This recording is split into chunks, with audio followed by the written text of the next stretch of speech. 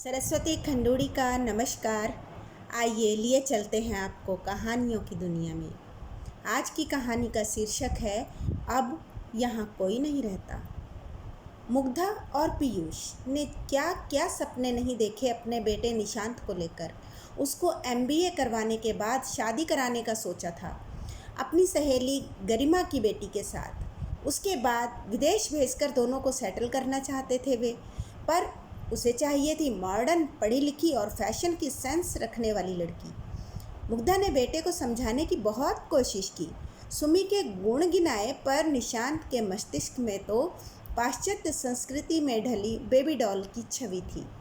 वह इस शादी से बचने का भरसक प्रयास कर रहा था।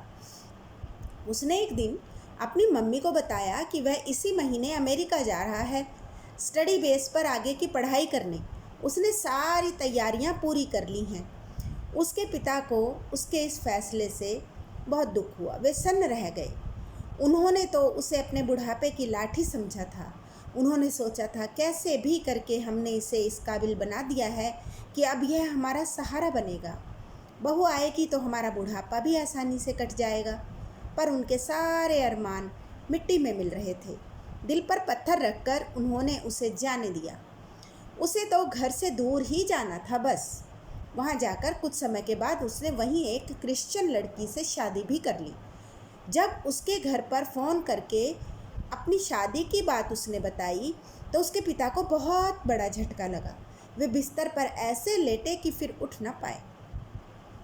कहाँ तो मुग्धा ने अपने परिवारजनों के साथ जीवन की सांझ खुशनुमा बिताने का सोचा था, और कहाँ आज नितांत अकेली रह गई थी। अब तो वह भी अक्सर बीमार पड़ जाती तो अकेली होने के कारण दिक्कतों में घिर जाती।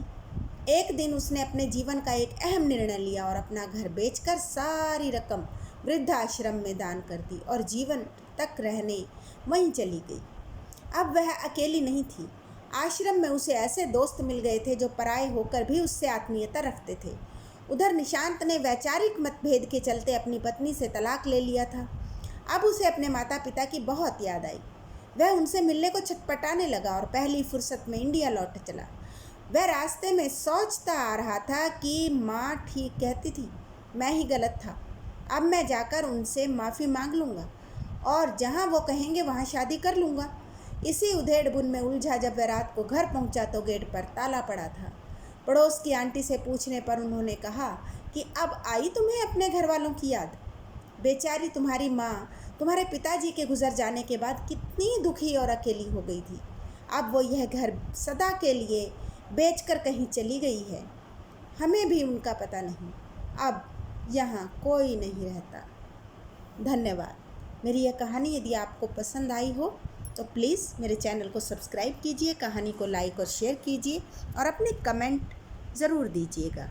धन्यवाद।